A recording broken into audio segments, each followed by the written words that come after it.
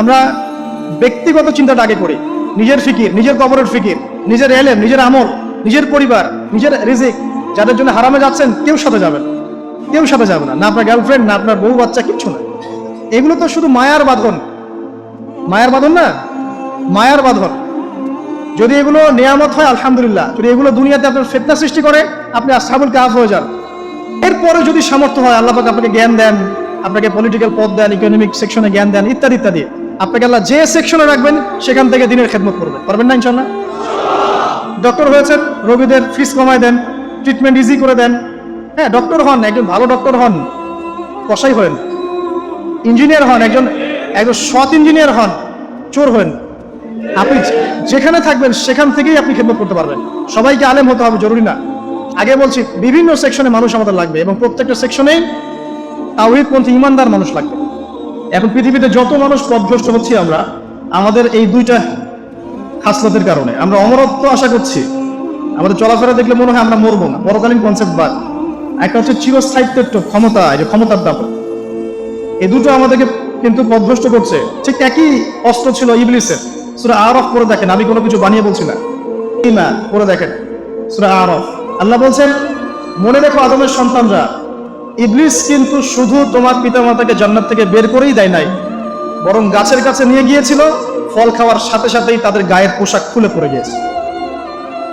তাহলে আমাদের পিতামাতাকে জান্নাতে নগ্ন করে দিয়েছিল কে? সেই কথা আল্লাহ পাক বলছেন আদম সন্তানদেরকে, তোমরা সতর্ক থেকো, তোমাদেরকে যেন ইবলিস নগ্ন করতে না পারে। ঠিক, তাহলে এখন যে পুরো বিশ্ব জুড়ে নগ্নতার যে সংস্কৃতি চলছে, এরা কার এজেন্ডা বাস্তবায়ন করছে বুঝতে পারছেন? কোরআন পড়েন, পৃথিবীতে যত সভ্যতা চলে গেছে, ব্যাবিলনের সভ্যতা, চাইনিজদের সভ্যতা, তারপরে যে আমাদের মাও সেতুং, ইতালির মুসোলিনি, এদিকে জ্যাপল সার্তে, এদিকে আপনার ফিডেল ক্যাস্ট্রোর কথা বলেন, ওই পশ্চিমা সভ্যতা বাদ দিয়ে যত বড় বড় সভ্যতা রিনাউন্ড, সবার পোশাক ছিল শালীন। আমি চ্যালেঞ্জ করলাম, বুঝে দেখেন।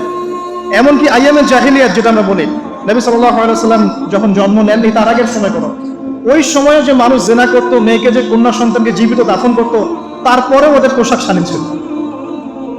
হঠাৎ করে বিশ্বে একটা সভ্যতা আসলো পশ্চিম থেকে, তারা বললো যে পোশাক শর্ট হতে হতে হতে হতে এক পর্যায়ে বিকিনি পরে করা শুরু, এবং এখন ওরা সারা বিশ্বে ওটা ছড়িয়ে দিচ্ছে, আমরা সবাই ওটাকে গ্রহণ করছি। আমরা বলছি হাজার বছরের সময়। আল্লাহ কি বলছেন? ওয়াইদা ফাআলু ফাহিশাতান, ওই সূরার মধ্যে আছে, যখন তারা কোনো ফাহিশা কাজ করে তারা বলে, তারা বলে ওয়াজাদনা আলাইহা আবানা, আমরা এগুলো আমাদের বাপ দাদাদেরকে দেখেছি করতে। যখন তারা কোনো ফাহিশা কাজ করে তারা বলে, অশ্লীল কাজ করলে বলে, আমরা এগুলো দেখেছি বাপ দাদা পিতৃপুরুষ থেকে করে আসছে। আল্লাহু আমারানা বিহা, আল্লাহ আমাদেরকে আদেশ করেছেন। আল্লাহ বলেছেন কুল ইন্নাল্লাহা লা ইয়া'মুরু বিল ফাহশা, আল্লাহ পাক কখনো অশ্লীল কাজের আদেশ করতে পারেন না। আল্লাহ কিসের আদেশ করেন? আল্লাহ বলছেন কুল আমারা রাব্বি বিল কিসত, এ নবী বলে দিন আল্লাহ পাক আদেশ করেন ন্যায়ের, ন্যায় বিচারের আদেশ করেন। ওয়া আকিমু ওয়ুজুহাকুম ইনদা কুল্লি মসজিদ, এবং প্রত্যেক নামাজের ওয়াক্তে নিজের চেহারাটাকে একনিষ্ঠভাবে আল্লাহর দিকে ফেরাবে, এই আদেশ আল্লাহ পাক করেন। ওয়া আকিমু ওয়ুজুহাকুম ইনদা কুল্লি মসজিদ ওয়াদউহু মুখলিসিনা লাহুদ্দিন, এবং একনিষ্ঠভাবে তোমরা আল্লাহকে ডাকবে, দোয়া করবে, এই আদেশ আল্লাহ পাক করেন। ইতিহাস পড়ে দেখেন, আমি নিজে হিস্ট্রির ছাত্র, আপনি পড়ে দেখবেন, পুরো ঐতিহাসিক পটভূমি পড়ে দেখবেন, মানুষ এই ঊনবিংশ শতাব্দী আসার আগে এত অশ্লীল ছিল না। এখনকার বিশ্বে যত সমস্যা চলছে, কয়েকটা বলে, রিবা বা সুদ, জেনা বা উন্মুক্ত যৌনাচার, তারপরে বেপরদামি অশ্লীলতা, 4 নাম্বার আপনার মাদক, ঠিক আছে, 5 যে বড় মহামারী পর্নোগ্রাফি, যত বড় বড় মেজর সমস্যাগুলো চলছে যেগুলো ইয়াং জেনারেশনকে ধ্বংস করে দিচ্ছে, এগুলোর ম্যাক্সিমাম এসেছে কিন্তু পশ্চিম থেকে, ভারত থেকে আসছে, পাকিস্তান থেকে আসছে, সাবকন্টিনেন্ট থেকে আসে নাই, এগুলো দেখবেন একটা নির্দিষ্ট জায়গা থেকে আসছে। তো এই কারণে আমাদের সতর্ক দৃষ্টি রাখতে হবে যে বস্তুবাদী উন্নয়ন সবকিছু নয়।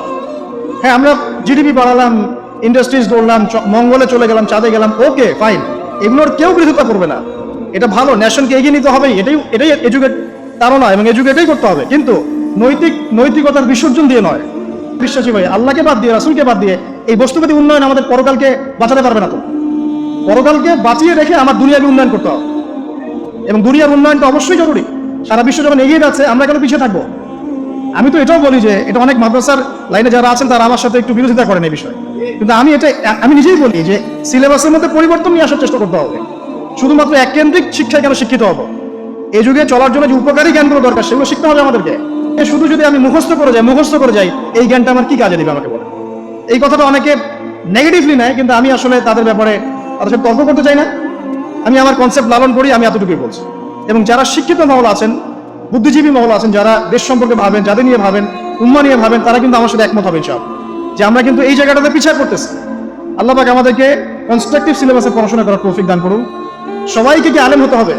সবাইকে মুফতি হবে, মুহাদ্দিস হবে? অর্থনীতিবিদের দরকার আছে না? পলিটিশিয়ানের দরকার আছে না? ডক্টর ইঞ্জিনিয়ার দরকার আছে না? সব সেক্টরের মানুষের দরকার আছে। আপনাদেরকে আপনাদের জায়গায় থাকতে হবে, ওখানে থেকে আপনার ইসলামের খেদমত করুন। পারবেন না? একজন ডক্টর তিনি কি ইসলামের খেদমত করতে পারবেন না ভাই? একজন সৎ নেতা তিনি কি ইসলামের খেদমত করতে পারবেন না? একজন অর্থনীতিবিদ তিনি যদি আল্লাহ পাকের হালাল হারাম মেনে অর্থনীতির কোনো বিধান চালু করেন, তিনি কি ইসলামের খেদমত করতে পারবেন না? আবার একজন যিনি আলেম, তারও উচিত হবে এমন পড়াশোনা করা যে পড়াশোনা দিয়ে তিনি কোরআন সুন্নাহকে হাতে রেখে ওয়ার্ল্ড অ্যাফেয়ার্সকে ডিল করতে পারেন। তো এই বিষয়গুলো আমাদের একটা গ্যাপ চলে আসছে দীর্ঘদিন থেকে। আল্লাহ পাক আমাদেরকে বোঝার তৌফিক দান করুন। আর অ্যাটলিস্ট আমরা যদি নাই পারি, আমাদের দ্বারা যদি কিছু নাই হয়, অ্যাটলিস্ট আমাদের সন্তান সন্ততি যারা আসবে ভবিষ্যতে, আল্লাহ পাক তাদেরকে যেন ইসলামের জন্য কবুল করে নেয়। আমিন। ইসলামের আন্ডারে প্রত্যেক অমুসলিমের সর্বোচ্চ অধিকার রক্ষা করা হয়, অন্য কোনো জায়গায় করা হয় না। এবং প্রত্যেকটা ধর্মগ্রন্থের মূল কথাগুলো দেখবেন একই রকম। এক আল্লাহর কথা বলছেন, একজন শেষ নবীর কথা বলছেন, সত্য কথা বলার কথা বলছেন, ন্যায়ের পথে চলার কথা বলছেন। প্রত্যেকটা ধর্মগ্রন্থ পড়ে দেখেন, এই যে ওল্ড টেস্টামেন্ট বলেন, নিউ টেস্টামেন্ট বলেন, বেদ বলেন, আপনি বাইবেল বলেন, পড়েন, একটু পড়েন, তুলনামূলক ধর্মতত্ত্বের বইগুলো পড়েন, দেখবেন অনেক মিল আছে। তো সবাই যদি যার যার ধর্ম পালন করেন, কোনো সমস্যা আছে? এক শ্রেণীর মানুষ এক দলকে আরেক দলের বিরুদ্ধে লাগিয়ে দিচ্ছে, স্বার্থ খুঁজে, নিজের স্বার্থে, দুনিয়ার স্বার্থে। এবং ওই যে বললাম একটা সভ্যতার কথা, ওদের স্বার্থে শান্তিপূর্ণ একটা জনসমষ্টির মাঝে ফাসাদ লাগিয়ে দিচ্ছে উদ্দেশ্যপ্রণীতভাবে কিছু মানুষ। এদেরকে চিনতে শিখুন, এদেরকে বয়কট করতে শিখুন। আল্লাহ পাক তৌফিক, বোঝার তৌফিক দান করুন। যাক, আমি আর ওদিকে যাচ্ছি না। দেখুন, নবী মুসা আলাইহিস সালামের সময় হিস্ট্রি এভাবে রিপিট হয়েছে। কবর খুব একাকিত্বের জীবন। আসলে মৌতের যে যন্ত্রণার কথা আমরা বলি না, এটা সবচেয়ে বড় বিষয়টা কি জানেন? এর শারীরিক কষ্ট তো আছেই, এই যে দুনিয়ার সবার থেকে বিচ্ছেদ, এটাই হচ্ছে যন্ত্রণা। সবার থেকে বিচ্ছেদ না, সবার থেকে বিচ্ছেদে চলে যেতে হয়, এটাই সবচেয়ে বড় যন্ত্রণা। মানুষ একা থাকতে চায় না। জেলখানায় যে মানুষকে বন্দি করে রাখে না, এই একাকিত্বের কষ্টে মানুষ বলে একা একা, আমি একা, কেউ নেই আমার সাথে। এটাই। এর উপর যদি আবার টর্চার করা হয়, রিমান্ড দেওয়া হয়, তাহলে কি অবস্থাটা হবে বোঝেন। এ হলো কবর।